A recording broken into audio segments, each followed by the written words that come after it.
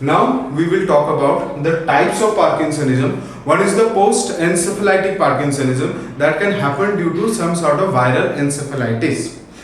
Then we have the iatrogenic form, that is antipsychotic drugs like the phenothiazines or the multicidin analogs can actually cause this, or carbon monoxide poisoning, manganese poisoning can happen, or atherosclerotic Parkinsonism, in which the patients who are suffering from, elderly patients suffering from hypertension, they can have this type. Okay, so this is the drug induced Parkinsonism.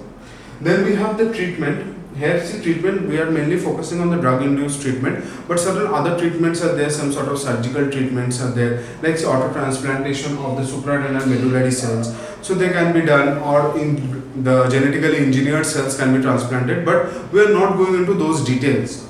Here we will talk about the drug induced levodopa, carbidopa, bromocriptine, amantadine, deprenyl and antimuscarinic drugs. Mainly we will focus on levodopa and carbidopa because they are given together mostly. Levodopa or L-dopa, that is basically a precursor of dopamine synthesis.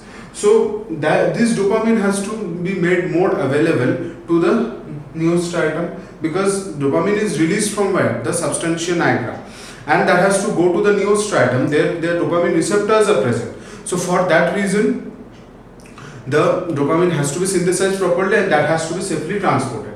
So levodopa is actually doing that same thing, but carbidopa is actually helping it, because carbidopa is blocking dopamine. The dopamine which is formed, that dopamine is stopped from further conversions to, dopamine is stopped from decarboxylating into other metabolites. Okay, dopamine is not converted to other metabolites, so dopamine remains in that form and that is sent to the neostriatum.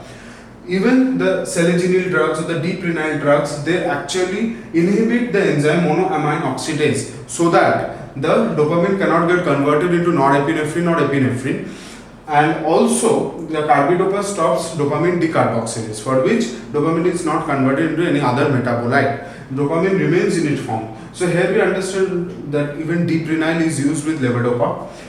So mainly you see that these drugs are used in certain amounts, but they cannot be given, or they have to be administered carefully in certain cases. Like if you say, they cannot be given to patients suffering from any sort of heart problems, because automatically what will happen, there will be chances of, because these are all, this entire nervous system is associated. Okay, motor fiber, sensory fiber, sympathetic, parasympathetic, all these associated fibers, they are all actually somewhere or the other interrelated. So that's why here, if these drugs are induced, then they can produce cardiac arrhythmias, or those patients who had myocardial infarction, they cannot be given these drugs. They have to be carefully given other sorts of therapies. Okay, so that happens over here.